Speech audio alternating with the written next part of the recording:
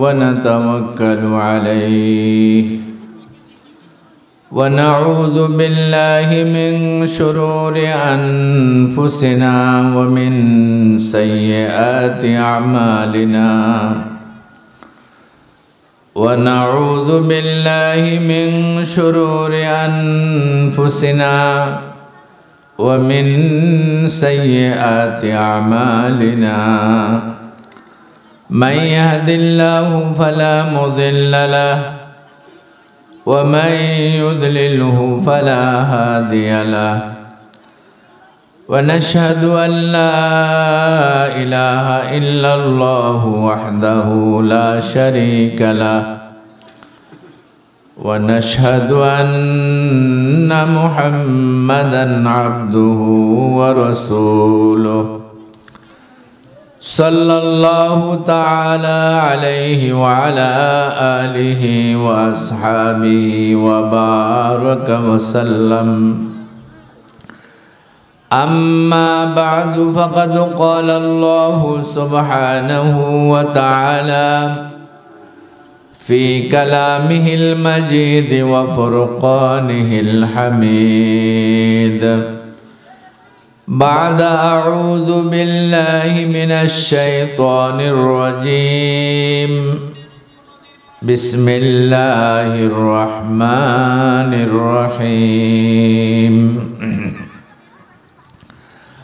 المال والبنون زينة الحياة الدنيا والباقيات الصالحات خير عند ربك ثوابا خير عند ربك ثوابا وخير أملا صدق الله مولانا العظيم وبلغنا رسوله النبي الأمي الكريم ونحن على ذلك لمن الشاهدين والشاكرين والحمد لله رب العالمين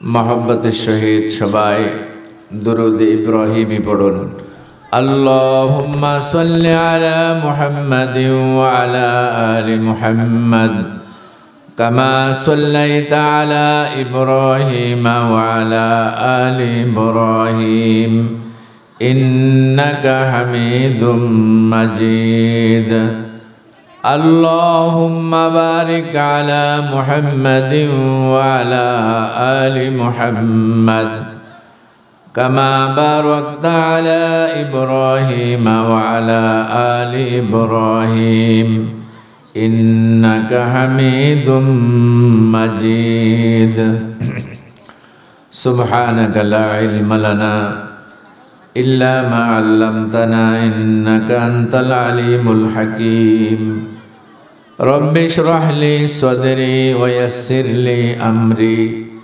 واحلل عقدة من لساني يفقه قولي يا حي يا قيوم لا إله إلا أنت برحمتك نستغيث اللهم أصلح لنا شأننا كله ولا تكلنا إلى أنفسنا طرفة عين الحمد لله সুমাইয়া রাদিয়াল্লাহু তাআলা আনহা মহিলা মাদ্রাসার উদ্যোগে আয়োজিত আজকের এই ওয়াজ মাহফিলের মুহতারাম সভাপতি হযরত উলামায়ে কেরাম বেরাদরানে ইসলাম পর্দার আলের সম্মানিতা পর্দানশীন মা ও বোনেরা, আলোচনার শুরুতে আল্লাহ রাব্বুল আলামিনের মহান দরবারে লাখো কোটি শুকর আদায় করছি, যিনি আমাদেরকে দ্বীনি মাহফিলে বেহেশতের বাগানে তার দেওয়া হায়াতের কিছু সময় কাটাইবার জন্য আমাদেরকে নিয়ে এলেন, তৌফিক দিলেন। মনের গভীর থেকে সবাই বলি আলহামদুলিল্লাহ। এই দ্বীনি মাহফিল যখন শেষ হয়ে যাবে, একজন ফেরেশতা আল্লাহর পক্ষ থেকে ঘোষণা করবেন, আনকুমু মাগফুরাল লাকুম ওয়া কাদ বুদদিলাত সাইয়্যাতুকুম হাসানাত। ফেরেশতারা বলবেন, ওঠো আল্লাহর বান্দারা, তোমাদের বাড়ি ঘরে ফিরে যাও, তোমাদের আমলনামায় যত গুনাহ ছিল সব গুনাহগুলিকে মাফ করে দেওয়া হয়েছে। ওয়া কাদ বুদদিলাত সাইয়্যাতুকুম হাসানাত, যেই পরিমাণ গুনাহ আমলনামায় ছিল এই পরিমাণ নেকি তোমাদের আমলনামায় দেওয়া হয়েছে। এই ঘোষণা আসবে মাহফিলের শেষে। মাহফিল শেষ হয়ে গেলে একজন ফেরেশতা আল্লাহর পক্ষ থেকে এই ঘোষণা করবেন, আল্লাহ আমরা গুনার বোঝা নিয়ে মাহফিলে আসছি, আল্লাহ মেহেরবানি করে আমাদের গুনাহগুলি মাফ করে বেগুনাহ মাসুম হয়ে যেন আমরা বাড়ি ঘরে ফিরতে পারি, আপনি আমাদেরকে সেভাবে কবুল করুন। সবাই বলি আমিন। সম্মানিত হাজরিন, ঢাকা থেকে আগত হযরত মাওলানা ইমাম হোসেন সিদ্দিকী সাহেব, উনি কাছাকাছি আসি পৌঁছছেন। উনি মঞ্চে আসার আগ পর্যন্ত অল্প সময়ে কিছু কথা বলার জন্য আমি আদিষ্ট হয়েছি। আপনাদের সামনে কালামে পাক থেকে একখানা আয়াতে কারিমা তেলাওয়াত করেছি। যেই মাদ্রাসার উদ্যোগে আজকের মাহফিল, এটা একটি মহিলা মাদ্রাসা। এই সংক্রান্ত কিছু কথা বলার জন্যই মূলত আমি আয়াতে কারিমাটুকু নির্বাচন করেছি। সারা দুনিয়ার মানুষের অন্তরের মধ্যে দুইটা বিষয়ের প্রতি আগ্রহ। কয়টা বিষয় ভাই? দুইটা জিনিস। দুনিয়ার সব মানুষ এই দুইটা জিনিস কামনা করে। এক নম্বর হইল সম্পদ, আর দুই নম্বর হইল পুত্র সন্তান। কয়টা জিনিস? সবাই মাল চায়, সম্পদের অধিকারী হইতে চায়, ধনী হইতে চায়, সম্পদশালী হইতে চায়। সকলের মনের ভিতরে মাল আর সম্পদের আগ্রহ, মোহ, অনেকের তো লোভ। আরেকটা হইল পুত্র সন্তানের আকাঙ্ক্ষা। সবাই চায় সন্তানগুলি পুত্র সন্তান হোক। তো আল্লাহ সুবহানাহু ওয়া তাআলা তার বান্দাদের মনের এই অবস্থা জানেন। তিনি আলিমুম বিজাতিস সুদূর, মানুষের মনের খবরও কি রাখেন। তো আল্লাহ বলেন, আমার বান্দারা, তোমরা যে দুইটা জিনিসের জন্য আকাঙ্ক্ষিত, একটা হইল সম্পদ, আরেকটা হইল পুত্র সন্তান। এই দুইটা জিনিস, এগুলির হাকিকত আর বাস্তবতা আমি তোমাদের সামনে তুলে ধরছি। আল্লাহ বলেন,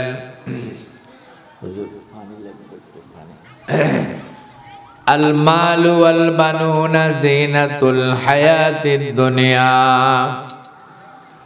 মাল, সম্পদ আর পুত্র সন্তান এটা দুনিয়ার সুন্দর। আল মালু ওয়াল বানুনা যিনাতুল হায়াতিদ দুনিয়া। মাল এবং পুত্র সন্তান এটা দুনিয়ার সুন্দর। দুনিয়া, এই বাচ্চারা, হয়তো বয়ান শুনতে হবে কথা, আর না হয় উঠে চলে যেতে হবে।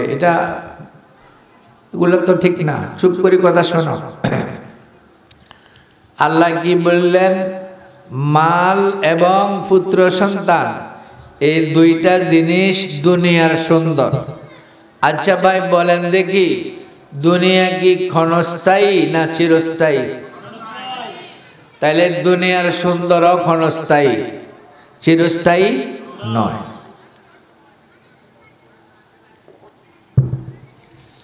আল্লাহ বলেন, আমার বান্দারা,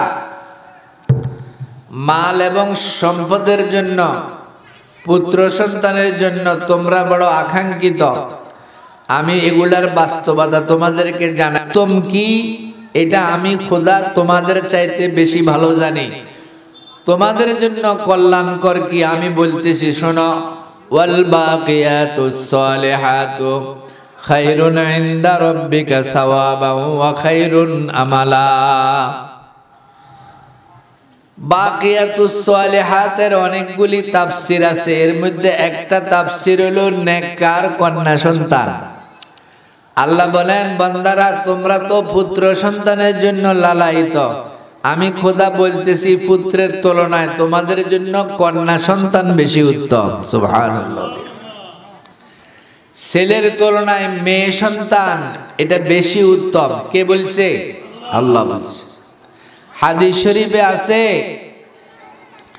যে মহিলার সর্বপ্রথম কন্যা সন্তান হয়, সর্বপ্রথম যে মহিলার মেয়ে হয়, নবীজি বলেছেন এই মহিলাটা বরকতি মহিলা। সুবহানাল্লাহ।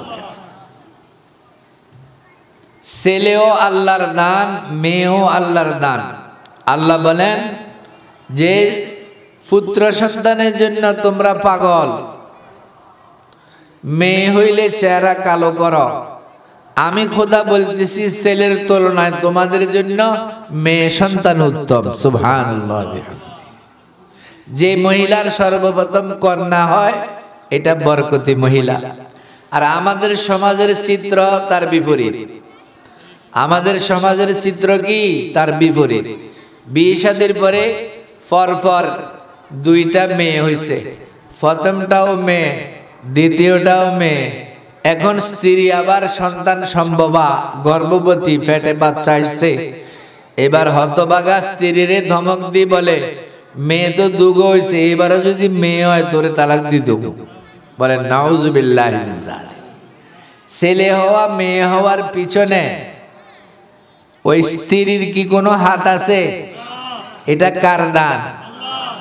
আল্লাহ বলেন, ইয়াহাবু লিমান ইয়াশাউ ইনাসাও ওয়া ইয়াহাবু লিমান ইয়াশাউ যুকুর আও ইউযাব্বিজুহুম যুকরানাও ওয়া ইনাসা ওয়া ইয়াজআলু মান ইয়াশাউ আকিমা। আল্লাহ বলেন, যাকে খুশি আমি সব কন্যা সন্তান দান করি, যাকে ইচ্ছা সব পুত্র সন্তান দান করি। আও ইউযাব্বিজুহুম যুকরানা ওয়া ইনাসা, আর যাকে খুশি আমি ছেলেও দান করি, মেয়েও দান করি। ওয়া ইয়াজআলু মান ইয়াশাউ আকিমা, আর যাকে খুশি আমি চিরতরে বান্দা বানাইয়া রাখি, সারা জীবনের জন্য নিঃসন্তান বানাই রাখি যাকে আমার মনে চায়। তো আল্লাহ যদি না দান করে একটা কন্যা সন্তান পাওয়ার কোনো সুযোগ আছে?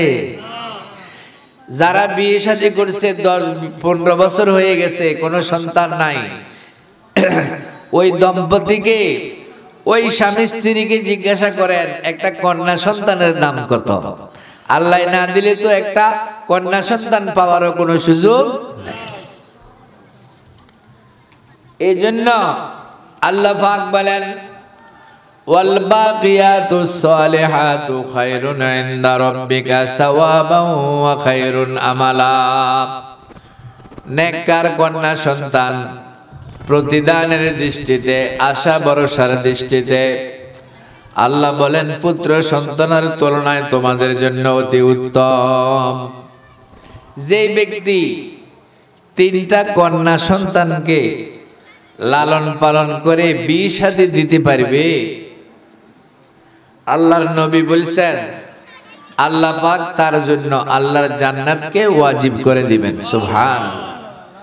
মিশকাত শরীফের হাদিস, قال رسول الله صلى الله عليه وسلم من عال 3 بنات أو مثلهن من الأخوات فأدبهن ورحمهن حتى يغنيهن الله أوجب الله له الجنة। নবীজি বলেন, যে ব্যক্তি 3টা কন্যা সন্তানকে অথবা 3টা বোনকে, বাবা মারা গেছে অথবা বাবা বার্ধক্যে উপনীত বড় ভাই হিসাবে 3টা বোনের লালন পালনের দায়িত্ব যার কাঁধে আসছে, নিজের 3টা কন্যা সন্তান অথবা 3টা বোনকে কেউ যদি লালন পালন করে, ফাআদ্দাবাহুন্না, আদব শিষ্টাচার শিক্ষা দেয়, লেখাপড়া শিক্ষা দেয়, ওয়া রাহিমাহুন্না, এবং তাদেরকে আদর যত্ন করে, হাত্তা ইউগনিয়াহুন্নাল্লাহ, পাত্রস্থ করা পর্যন্ত, বিবাহ শাদী দেওয়া পর্যন্ত যে 3টা মেয়ে অথবা 3টা বোনকে লালন পালন করে বিয়ে শাদী দিল, আল্লাহর হাবিব বলেন আউজাবাল্লাহু লাহুল জান্নাহ, আল্লাহ পাক তার জান্নাতকে ওই ভাগ্যবানের জন্য ওয়াজিব করে দিবেন। পুত্র সন্তান লালন পালন করা এটাও সওয়াবের কাজ, তবে 3টা পুত্র সন্তান লালন পালন করলে জান্নাত ওয়াজিব এমন কথা হাদিসে আসে নাই। কিন্তু 3টা মেয়েকে অথবা 3টা বোনকে আদর যত্ন করে লেখাপড়া শিক্ষা দিয়ে যদি পাত্রস্থ করতে পারে, বিবাহ শাদী দিতে পারে, আল্লাহর নবী বলেন আউজাবাল্লাহু লাহুল জান্নাহ, আল্লাহ পাক তার জন্য আল্লাহর জান্নাতকে ওয়াজিব করে দিবেন। মজলিস থেকে একজন সাহাবী দাঁড়ায় বললেন আবিসনাতাইনি ইয়া রাসূলুল্লাহ, ওগো আল্লাহর নবী, 2টা মেয়ে অথবা 2টা বোনকে লালন পালন করলে, বিয়ে শাদী দিলে তার জন্য জান্নাত ওয়াজিব হবে কিনা? নবীজি বলেন আবিসনাতাইন, 2টাও যদি লালন পালন করে বিয়ে শাদী দেয় তার জন্য আল্লাহর জান্নাত কি ওয়াজিব।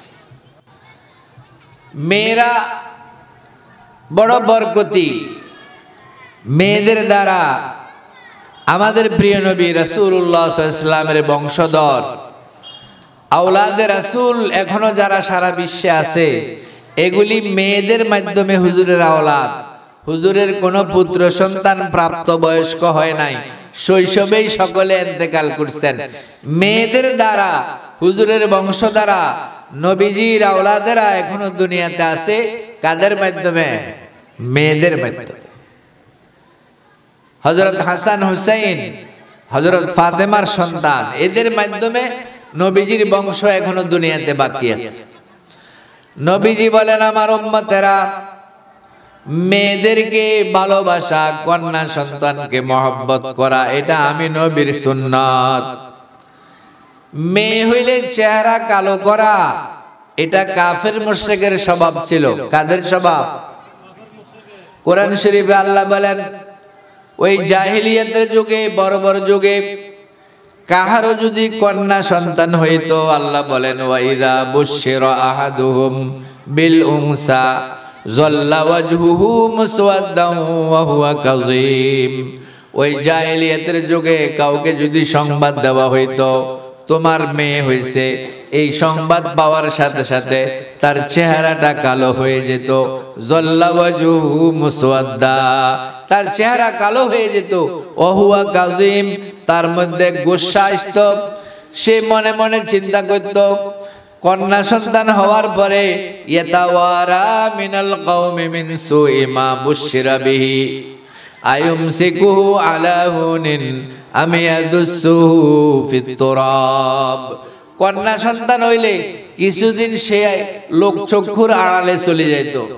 জনসমাগম যেখানে আছে, রাস্তাঘাটে বাজারে দোকানে উঠতো না। কিল্লাই আমার মেয়ে হইছে, মানুষের চোখ দেখামো কেমনে, এই জন্য কিছুদিন সে আর ঘরের বাইরে আসতো না। এটা কাদের স্বভাব ছিল? কাফের মুশরিকদের স্বভাব ছিল। আমাদের দেশে দেখেন না, কোন ছাত্র পরীক্ষাতে ফেল করলে হেতে কদিন আর দোয়া নাই, এটা করে থাক। বহুত মানুষ আছে হেতের অভ্যাস হইল বোট আইলে হেতে থাকতে পারে না, খাই যায়, বোটে দাঁড়াই যায়। তো বোটে যখন দেয়তে ফার্স্ট টাস করে না, তো ঘুমের ট্যাবলেট খাই 3-4 দিন ঘরে হতি তা মানুষের চোখ দেখাইব কেন? এই পরিস্থিতিটা ছিল জাহেলিয়াতের সমাজে। মেয়ে হইলে কি করতো?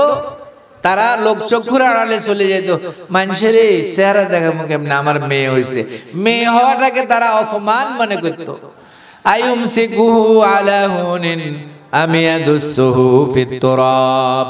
সে মনে মনে পরিকল্পনা করত অপমানের গ্লানি বরদাস্ত করে, অপমানি সহ্য করে এটা কি লালন পালন করব, আমি ইয়াদুসুহু ফিত তুরাব, নাকি তাকে জীবন্ত মাটিতে গেঁথে রাখবো, মাটিতে পুঁতে দিব।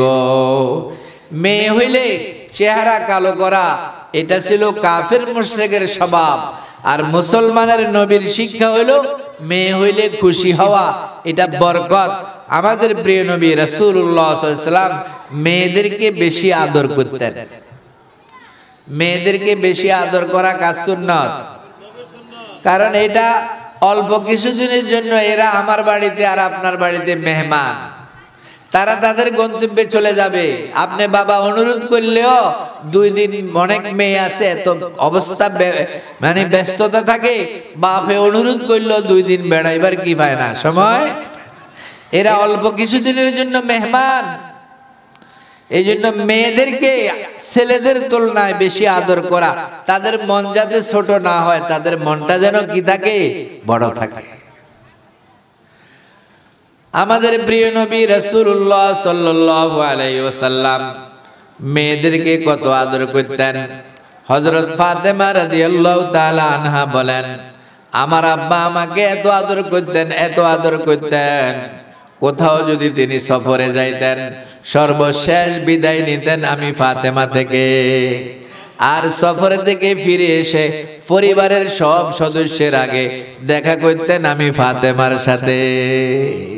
বাপ কত বেশি মহব্বত করলে সর্বশেষ ফাতেমাকে বলে আব্বু আমি যাই, আর আসলেও সর্বপ্রথম কার সাথে প্রথম দেখা করতেন, হযরত ফাতেমার সাথে। এটা নবীর সুন্নাত, মেয়েদেরকে ভালোবাসা। একবার প্রিয় নবী রাসূলুল্লাহ সাল্লাল্লাহু আলাইহি ওয়াসাল্লাম হযরত ফাতেমার সাথে কানে কানে কথা বলতেছেন। বাপের মুখ মেয়ের কান, এটা হইলো কানে কানে কথা। বুঝেন এই কথাটা? কানে কানে চুপে চুপে কথা বলতেছেন। দূর থেকে আম্মা জান আয়েশা রাদিয়াল্লাহু তাআলা আনহা এই দৃশ্য দেখছেন। নবীজি প্রথম ফাতেমার কানে কি যেন বললেন, এটা শোনার পরে পরে হযরত ফাতেমা কান্নাকাটি শুরু করে দিল, চোখে পানি, অঝোর ধারায় কাঁদতেছেন। কিছুক্ষণ পরে নবীজি আবার ফাতেমাকে ডাকছেন, ডাকি এবারও আবার কানে কানে কি যেন বললেন। বলার পরে এবার হযরত ফাতেমাকে খুব আনন্দিতা, খুব হাসি খুশি দেখা গেল। আম্মা জান আয়েশা দূর থেকে দৃশ্য দেখে ফাতেমাকে বললেন, ফাতেমা তুমি এবং তোমার বাবা কি ব্যাপারে এই গোপন আলাপ করলা? কি যেন বললো প্রথমে, তোমাকে দেখলাম কান্নাকাটি করতেছ, আবার কি যেন বললো, তখন দেখলাম তুমি হাসতেছ, বিষয়টা কি? হযরত ফাতেমা বলেন, এটা আমার মাঝে, আমার আব্বার মাঝে এক গোপন রহস্য। আব্বা জীবিত থাকতে, আব্বা দুনিয়ায় থাকতে আমি এই গোপন কথা কারো কাছে ফাঁস করব না। আমি যে কথাটা আপনাদেরকে বুঝাইতে চাইলাম, বাবাটা কোন বাবা? সহজ কোন মানুষ না, সাইয়্যিদুল আম্বিয়া ওয়াল মুরসালিন। বাবা তার মেয়ের সাথে কানে কানে কথা বলে। বাবা কত প্রিয় হইলে একটা মেয়ের সাথে এভাবে কানে কানে কথা বলে। হুজুর আকরাম সাল্লাল্লাহু আলাইহি ওয়াসাল্লাম দুনিয়া থেকে বিদায় নেওয়ার পরে আম্মা জান আয়েশা বলেন, ফাতেমা এখন তো তোমার বাবা আর দুনিয়াতে নাই, এবার বলো না সেদিন কোন কথা বলার কারণে তুমি কান্নাকাটি করেছ, আবার কোন কথা বলার কারণে তোমাকে হাসি খুশি দেখা গেল, বিষয়টা কি? বলে হ্যাঁ এবার বলতে পারি। বলে যে প্রথমে আমার আব্বা আমাকে ডেকে নিয়ে বলেছেন, ফাতেমা ফাতেমা, জিবরাইল আলাইহিস সালাম আল্লাহর পক্ষ থেকে এসে আমাকে জানাই দিয়েছেন আমি আর দুনিয়াতে বেশি দিন থাকবো না। তোমাকে আমি ওসিয়ত করে যাচ্ছি ফাতেমা, আমার ইন্তেকালের পরে কান্নাকাটি করিও না, বিলাপ করিও না। আব্বার ইন্তেকালের এই খবরটা শোনার সাথে সাথে, ওনার বিরহের কল্পনা করার সাথে সাথে আমার চোখ থেকে পানি আসছে। আমার কান্না দেখে আমার আব্বা দ্বিতীয়বার আমাকে ডেকে আবার বললেন, ফাতেমা শুধু তোমার কান্না নয়, সারা বিশ্ববাসী একযোগে যদি কান্নাকাটি শুরু করে, আল্লাহ পাকের যেটা ফয়সালা, দুনিয়া আসলে আবার যাইতে হয়, এটা কোনোদিন এই ফয়সালাতে কোনো ব্যতিক্রম হবে না, আমাকে যাইতেই হবে। তবে ফাতেমা তোমাকে একটা সুসংবাদ দিচ্ছি, শোনো, আমার পরিবারে যত সদস্য আছে সব সদস্যের আগে আলমে বরজখে অর্থাৎ কবরের জগতে আব্বুর সাথে তোমার সাক্ষাৎ হয়ে যাবে। কবরে আমার সাথে আমার পরিবারের সব সদস্যের আগে তোমার সাক্ষাৎ হবে, অর্থাৎ সবার আগে তুমি মারা যাবে, কবরে আব্বুর সাথে তোমার দেখা হবে। হুজুর আকরাম সাল্লাল্লাহু আলাইহি ওয়াসাল্লামের এই ভবিষ্যৎবাণী বাস্তবায়ন হয়েছে। নবীজি দুনিয়া থেকে যাওয়ার মাত্র 6 মাসের ভিতরে হযরত ফাতেমার ইন্তেকাল হয়ে গেছে। যখন আব্বা বললেন যে কবরে সবার আগে তোমার সাথে আমার দেখা হবে, তখন আমি হাসছি। আমি আমার ভাইদেরকে যে কথাটা বুঝাইতে চাইলাম, মেয়েদেরকে নবী কত ভালোবাসতেন, কত ভালোবাসতেন। মেয়েদের মনটা যাতে বড় থাকে, মেয়ের হাতে আপনার আলমারির চাবিটা দেন না, আম্মু এটা রাখো তোমার কাছে। এই মেয়ের মন কত বড়, বাবা আমার আব্বু আমারে কত বিশ্বাস করে, কত ভালোবাসে, আব্বুর আলমারির চাবি আমার হাতে। বাজার থেকে আসছেন, শহর থেকে আসছেন, জামা কাপড় খুলি, টাকাগুলা মেয়েরে এভাবে হাতে দিয়ে বলেন না আম্মু এগুলি রাখো, এগুলি রাখো। তো মেয়ে নিয়ে রাখবে। দেখবেন ঠিক যেইভাবে আপনি দিবেন মেয়েদের স্বভাব ওইভাবে আবার আপনাকে ফিরে দিবে, 1 টাকারও কোনো বেশ কম হবে না। আর হোলার্গো কাছে দিছাইয়েন কমপক্ষে 100 টাকার নোট হইলো একটা সরা লাগবে। আমিও ছেলে, ছেলেরাও ছেলে, মানে ছেলেদেরকে দিলে একটু হেরফের হওয়ার সম্ভাবনা আছে, মেয়েদেরকে দিলে কোনো গন্ডগোল হইতো না। কিন্তু মেয়ের মনটা এত বড় হবে যে আমার আব্বা আমাকে কত আদর করে, কত ভালোবাসে। নবীজি বলেন মেয়েদেরকে ভালোবাসা আমার সুন্নত। যে ব্যক্তি মেয়েদেরকে ভালোবাসবে সে আমার সুন্নত পালন করলো। মেয়েদেরকে ভালোবাসার অর্থ কি ছেলেদেরকে ঘৃণা করিবার লাগছে নাকি? না, যত্ন সবাই দিতে হবে। স্বাভাবিকভাবে মানুষ মেয়েদের প্রতি একটু অন্য ভাব, এই জন্য আল্লাহর রাসূল মেয়েদের ব্যাপারে বেশি তাকিদ দিয়েছেন। অনেক বাবা আছে কমবক্ত, সব সম্পদগুলি ছেলেদের নামে লিখে দিয়ে মেয়েদেরকে সম্পদ থেকে বঞ্চিত করে। আছে কিনা বলেন? সব সম্পদগুলি কাদেরকে দিয়ে দেয়? ছেলেদেরকে দিয়ে দেয়। ক্বালা রাসূলুল্লাহ সাল্লাল্লাহু আলাইহি ওয়াসাল্লাম, মিশকাত শরীফের প্রথম খণ্ডের সর্বশেষ হাদিস, আল্লাহর হাবিব বলেন মান কাতা মিরাসা ওয়ারিসিহি কাতা আল্লাহু মিরাসাহু মিনাল জান্নাহ। যে ব্যক্তি তার ওয়ারিসকে সম্পদ থেকে বঞ্চিত করবে, আল্লাহ তাকে জান্নাত থেকে বঞ্চিত করে দিবে। 2 মেয়ে মিলি 1 ছেলের সমান পায়, এটা শরীয়তের বিধান, এটার হিকমত আল্লাহ জানে। যেখানে 2 মেয়ে মিলি 1 ছেলের সম্পদ পায়, এরা তো এমনি কম পাইলো, আপনি এটা থেকেও তারে কি করলেন? বঞ্চিত করলেন। অনেক বাবা আছে সব সম্পদগুলি ছেলেদের নামে লিখে দিয়েছে, বৃদ্ধকালে এখন পুত্র বধূদের জ্বালায় আর সংসারে টিকা যায় না। পুত্র বউরা জ্বালায় কইলা করি এলায়, তো বেচারা কি আরে দিশমিশ না হাইলে গাঁটিলে তো লেগে যায়, বাইর থাকতো আরে না কাল্লায় পুত্র বর্গ জ্বালায়। আর নয় গাঁটি গোটা লবই মেয়ের বাড়ির যাই বাসা বানায়। কোথায়? অনেক বাবা আছে মেয়ের বাড়ির থেকে তার জানাজা বাইর হয়, মেয়ের বাড়িতে ইন্তেকাল করে, বুড়ি তো আগে মারা গেছে, হুতুরবর্গ জ্বালায়, বাইর থাকতে পারে না। তো যেই মেয়ের সম্পদ থেকে বঞ্চিত করলো, কোন শরমে আবার ওই মেয়ের বাড়ির যাই বাসা বানাইলো? মান কাতা মিরাসা ওয়ারিসিহি কাতা আল্লাহু মিরাসাহু মিনাল জান্নাহ। যে ব্যক্তি তার ওয়ারিসকে সম্পদ থেকে বঞ্চিত করবে, আল্লাহ পাক তাকে জান্নাত থেকে বঞ্চিত করে দিবেন। খবরদার, আল্লাহ বন্টন করে দিয়েছেন, কখনো এই অত্যাচার করবেন না। ছেলে মেয়ে আল্লাহর দান, আপনার সন্তান, আল্লাহ এগুলি বন্টন করে দিয়েছে, আপনি এখানে কারবারি করে হাত দিবেন না। আপনার সম্পদ এভাবে থাকবে, আপনি যতদিন জীবিত থাকবেন ভোগ করবেন, মৃত্যুবরণ করার পরে শরীয়তের বিধান অনুযায়ী এগুলা বন্টন হবে, যার যারটা সে মালিক হবে। আপনি নিজ হাতে এভাবে আল্লাহ পাকের আইনের বিরুদ্ধে কি করবেন না, কাজ করবেন না। আল্লাহ সুবহানাহু ওয়া তাআলা বলেন, ও দুনিয়ার মানুষেরা, তোমাদের মনে পুত্র সন্তানের আকাঙ্ক্ষা বেশি।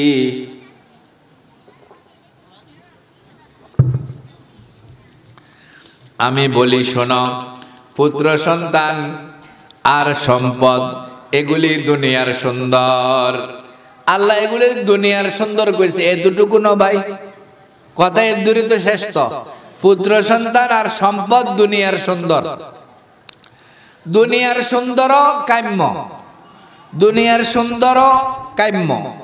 আল্লাহ পাক আমাদেরকে যে দোয়া শিক্ষা দিয়েছেন এই দোয়ার মধ্যে বলে দিয়েছেন, বলো বান্দা আমার কাছে এইভাবে, রব্বানা আতিনা ফিদ দুনিয়া হাসানা ওয়া ফিল আখিরাতি হাসানা ওয়া কিনা আযাবান নার। আল্লাহ আমাদেরকে দুনিয়ার সুন্দর দান করেন, আখিরাতের সুন্দর দান করেন, আর জাহান্নামের আগুন থেকে আমাদেরকে ফানা দান করেন।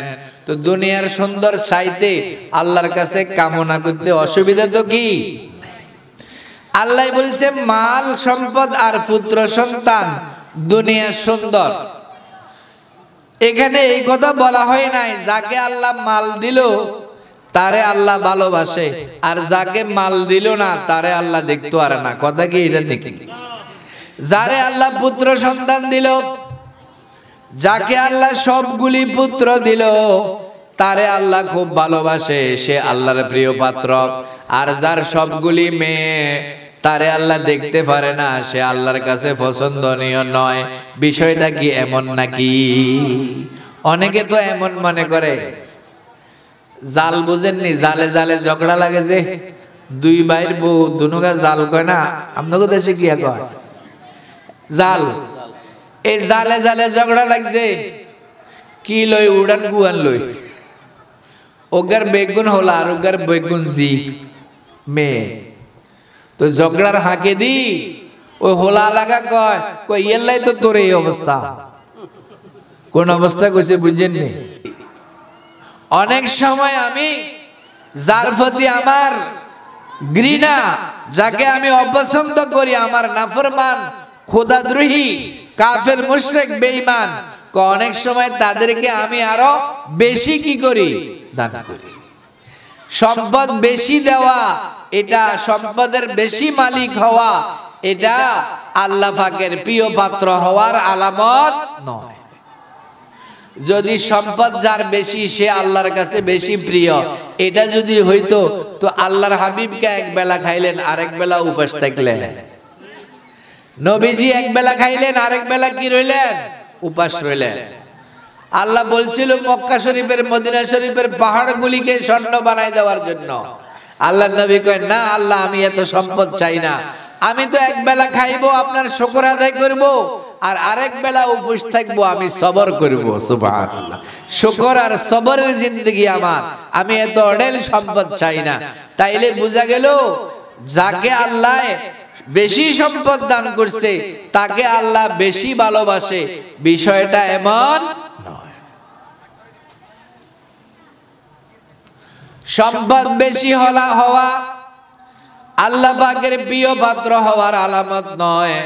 অনেক সময় আল্লাহ পাক ডিল দেন ইস্তেদরাজ হিসাবে, নাফরমানকে, খোদাদ্রোহীকে, বেনামাজিকে, খোদার দুশমনকে আল্লাহ অনেক সময় সম্পদ বাড়াই দেন। এটা উদ্দেশ্য কিন্তু ভালো না, উদ্দেশ্য কিন্তু কি না ভালো। এক সৎমা ছিল, সৎমা, নিজের ফ্যাটের একটা ছেলেও আছে, সতীনের ঘরেও একটা ছেলে আছে। আপনারা কথা না বললে খুশি হইতাম। আমরা মাদ্রাসায় পড়াই তো, ছাত্র করে পড়াই, ক্লাস, পেশাদার বক্তা না, শিক্ষকদের দিকে ছাত্ররা এইভাবে মুতওয়াজ্জিহ হয়ে থাকতে হয়, তো কথা আসে। না হলে নিজের সতীনের ছেলেগারে বড় মাছের টুকরাটা দেয়, তারপরে বড় গোস্তের টুকরা দেয়, ডিমেরে মামলেট করি করি হেতরে দেয়, আর নিজের ফেটের দিন জিগে হইছে ইগারে শাকসবজি দেয়। কি দেয়? শাকসবজি। রাস্তায় যখন ঘুরতে বাইর হয়, সতীনের ছেলেটারে কোলে লয়, আর নিজের ফেটের থেকে জিগে হইছে ইগারে হাতে ধরে আড়ায়। দুনিয়ার মানুষে কয় এমন সৎমা তো আপন মতনওয়ালা। কথা বুঝেন না? খাইতে বলে সতীনের ছেলেরে বড় মাছের টুকরা দেয়, ডিম মামলেট করি করি দেয়, বড় গোস্তের টুকরা দেয়। রাস্তায় বাইর হলে সতীনের গা কোলে, নিজের গারে হাঁটায়। এখন দুনিয়ার মানুষে বলে এরকম সৎমা তো আপন মতনওয়ালা। এই সৎমা ইগার একটা বুঝের মেয়ে আছিল, মেয়ে কয় আম্মু আপনার ব্যাপার স্যাপার তো বুঝি না। কয় কি? কয় আপনার পেট থেকে আমার ভাই জিকে হইছে, আমার সহদর ভাই। ইগার তেন লাগে যেন আপনি আমার সৎ ভাইরে বেশি ভালোবাসেন, খাইতে বইলেও হেতেরে বেশি দেন, আর রাস্তায় বাইরে হইলে হেতেরে করে লন আর বাইগারে আড়ান। আপনার কাজ কারবার তো আমি বুঝলাম না। কয় মাতি ইচ্ছা তুই বুঝদি না, এখন তুই এখন বুঝদি না। কয় আরে বুঝলাম না, কা আপনি বুঝে গেলে বুঝো। কয় আরে বেডি, এখন হলো ছেলেদের অল্প বয়স, হজমি শক্তি দুর্বল। হজমি শক্তি কি দুর্বল। এখন তোর বাইরে শাকসবজি খাবাইতেছি, তার মেয়াদাটা পাকস্থলীটা এটা সুস্থ থাকবে, পরে এক সময় লোয়া খাই, লোয়া হজম করতে পারবো, কোনো সমস্যা নাই। কয় এদের যে বড় বড় মাছের টুকরা আর গোস্তের টুকরা দি, ডিম মামলেট করে করে দি, আস্তে করে কদিন হরে হেডগা বার হয়ে যাবে, গই ফ্যাটের ফিড়া ওই দাস্ত পাতলা পায়খানা সবসময় লাগি, স্বাস্থ্য হানি হয়ে যাইব। আর রাস্তায় বাইরে হইলে তোর বাইরে হাঁটাই যেন হেতের ব্যায়াম হয়, শরীর চর্চা হয়, হৃষ্টপুষ্ট হইব। আর এতেরে কোলে লই যেন সারা জীবনে লুলা বানাই দিয়ে। কথা বুঝছেন নি? বাহ্যিক ভাবে দেখা যায় কত আদর করে, উদ্দেশ্য কি আদর নেই না ভিতরে কত খারাপ। আমার আল্লাহ বলেন আমি যাকে ভালোবাসি তাকেও সম্পদ দেই, যাকে ভালোবাসি না তাকেও দেই। ক্ষেত্র বিশেষ কোন সময় আমার নাফরমানকে খোদাদ্রোহীকে আমি বেশি সম্পদ দিই, ওই সৎ মায়ের মতো তারে ডবল মামলেট গল্লওয়াই কিলাই। উদ্দেশ্য তার ব্যাপারে কি ন ভালো না। এই জন্য মাল সম্পদ আল্লাহর প্রিয় মানুষ যারা তাদেরকেও আল্লাহ দেয়, যাদেরকে আল্লাহ পছন্দ করে না তাদেরকেও দেয়। তবে ক্ষেত্র বিশেষ খোদাদ্রোহীকে, নাস্তিককে, কাফের বেঈমান মুশরিককে আল্লাহ বেশি সম্পদ দান করে। সম্পদ বেশি হওয়া আল্লাহ পাকের পছন্দনীয় হওয়ার আলামত নয়।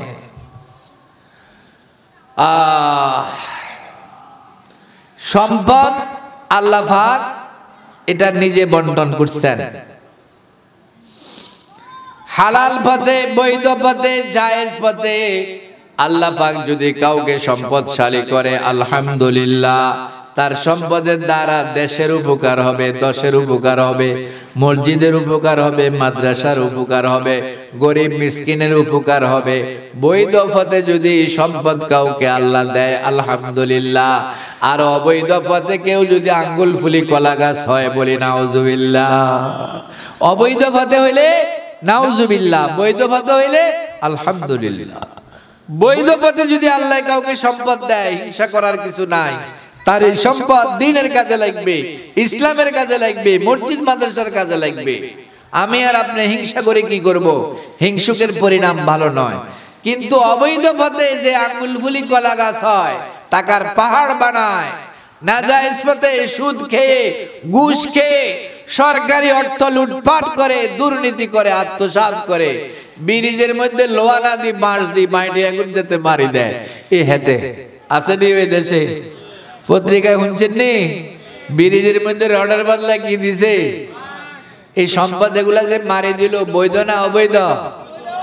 এই অবৈধ পথে হেতে এখন ফাজারো গাড়ি চালায়। এটা কি আল্লাহর পছন্দ হওয়ার আলামত না আল্লাহর কাছে ঘৃণিত হওয়ার আলামত?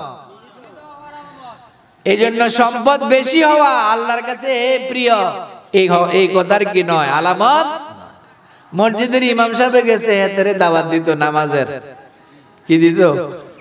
নামাজের দাওয়াত দিত। হুজুর নামাজ করেন যান, এত নামাজ করেন যান, গত মাসে কত রুজি করছে? আরে ভাই আমরা মোল্লা মৌলবী মানুষ, কত রুজি করুম? 12-14,000 15,000 রুজি করছি। আরে হুজুর আঙ্গু মন বালা তো, নামাজ না পড়লে কি হইব? গত মাসেও তো 2.5 লাখ টাকা রুজি করছে। হ্যাঁ মনে করছে টিয়া বেশি রুজি করলে এটা আল্লাহর কাছে প্রিয়। এত নামাজ করেন যে কত টাকা রুজি করছেন গত মাসে? আমি তো 2.5 লাখ টাকা। এই 2.5 লাখ টাকা যদি বৈধ পথে হয় আলহামদুলিল্লাহ, যদি অবৈধ পথে হয় নাউজুবিল্লাহ। কইতে নেন সেই 2.5 লাখ টাকা সৎভাবে না অসৎভাবে? আল মালু আল বানুনা যিনাতুল হায়াতিদ দুনিয়া, মাল এবং পুত্র সন্তান এগুলি গর্বের জিনিস নয়, আজকে আছে কাল নাই। হোলা যদি কারো হাতাশ থেকে থায়, হেতের গেড়ি মোড়া মোড়া হোলা বেগুন এনে খাইয়া খাইয়া এলাকার তো হেতেরে দাফট। আবার কদিন ওরে বাপে বিচার মিলা হেতের হুল 3 নম্বর কা ধরি কইনা দিছে। এটা জানা শোনার ভিতরে, এটি অহংকারের জিনিস নয়। হোলান লাগাই দি সাসারে মারি খাওয়া, তো আরেক সময় এই হোলা আবার বাপেরও মারবা শুরু করে। সাসারে যে সময় মারছে, হে তুমি যদি হেতেরে শাসন করতো, তার জীবনে হেতে আর বাপের দিকে চোখ রাঙাই যাইতো না। যে সময় সাসারে মারে, এই সময় বাপের দিন ভালো লাগে, অহংকার করে ছেলে নিয়ে।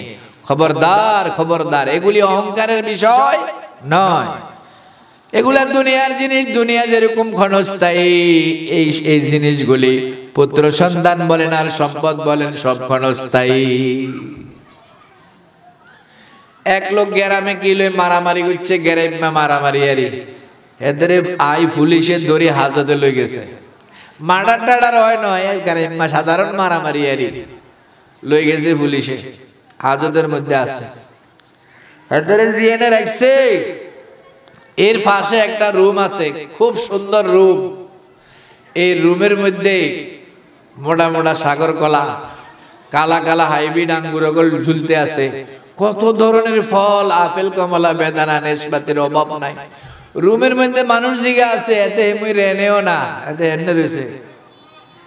আর এতে জেলখানার সম্বল, থালাবাড়ি কম্বল, সকাল সন্ধ্যা ডাইল ভাত সবজি খাওয়ায়। এই সময় দায়িত্বশীল একজন হেদের রুমের পাশে দিয়ে যায়। জেলখানার দায়িত্ব আছে যে এরকম এক লোক যাইতে আছে। এতে কয় ভাই একটু শোনেন, শোনেন কি আমার একটু কষ্ট করি এই রুমে ট্রান্সফার করে এই রুমে ঢুকে দিতে পারবেন নি? কয় কি ব্যাপার, এই রুমে গিলে যেতে চাস? কয় দূর মিয়া, ইয়েনে খালি হতে দিন ডাইল ভাত, ইয়েনে কি মোটা মোটা সাগর কলা, বড় বড় আঙ্গুর ঝুলতে আছে, বেগু করে ইয়েনে দিছে না, কিছু খায় না। আরে দিলে একবারে সব সুরপার করিয়ে লাইতাম। এতে কয় জেলের দায়িত্বশীলে কয় ভাই জেনে আসো তেনে বালা, ইয়েনে ডাইল ভাত খায়, কোন রকম জামিন লইনি, বাইরে দিয়ে হারা সেই চিন্তা কর। ও এতে জিগে আছে ইগা ফাঁসির আসামি, সোমবারে এতের ফাঁসি হইব। সরকারে কইছে এতে যা মনে চায় তা খাবে বাল্লাই, হেতে ফাঁসির আসামি, তুই হে রুমে যাইবার দরকার নাই, ইয়েনে ডাইল ভাত খাই, কোন রকম নি জামিন লই বাইরে দিয়ে হারা সেই চিন্তা কর। আল্লাহ সুবহানাহু ওয়া তাআলা মুমিন বান্দারে হালালের উপরে, বৈধর উপরে থাকি, কোন রকম দুনিয়ার মধ্যে ডাইল ভাত খাই, জামিন লই আল্লাহর জান্নাতে যাওয়ার জন্য চেষ্টা করো। মোড়া মোড়া সাগর কলা, অবৈধ পথে হারাম টাকা দিয়ে বড় বড় কাতলা মাছের মাথা খাইবার কোনো দরকার নাই। ডাইল ভাত বহুত বালা, ডাইল ভাত বহুত কি, এগুলা দেখলে লাগে যে না না কিছু না, এগুলা সব হারাম। হারামের মধ্যে কি নাই? আরাম না। বৈধ পথে যদি কাউকে আল্লাহ দান করে আলহামদুলিল্লাহ, আর অবৈধ পথে হইলে বারবার বলেন নাউজুবিল্লাহ। হারামের আরাম কিরকম জানেন নি? হারামের আরাম হইলো দাঁত একজিমা চুলকায় না মানুষের শরীরে, দাঁত আর একজিমা চেনেননি? এগুলা চুলকায় তো একটা আরাম লাগে, যেতে চুলকায় দেখবে দাঁতের চুলকায় আর গিয়ে রে অ্যালার্জির দাঁত একজিমা এগুলোর চুলকাইতেছে, হেতে লাগে যখন জান্নাতে আছে কি আরাম লাগে। একটু পরে জায়গাটা যখন স্যাঁতস্যাঁতে হইবেন, হারামের মধ্যে কোনো বরকত নাই, হারামে কোনো আরাম না। লোকটার আচার ব্যবহার ভালো হয়ে গেছে, মুখের ভাষা নম্র হয়ে গেছে, আচরণ খুব সুন্দর মোলায়েম ভাষায় মানুষকে সালাম দেয়, বড়কে সম্মান করে, ছোটকে স্নেহ করে।